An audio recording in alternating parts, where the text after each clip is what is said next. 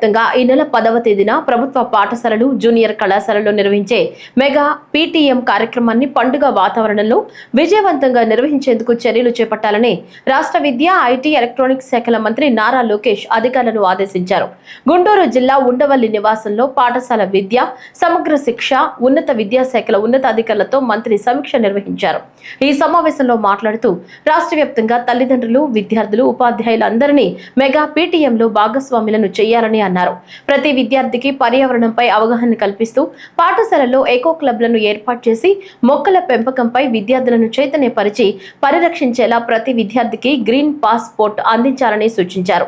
రాష్ట్రంలోని అన్ని హై స్కూళ్లలో ఇంటర్నెట్, కంప్యూటర్ ల్యాబ్స్ ఏర్పాటుకు చర్యలు చేపట్టాలి.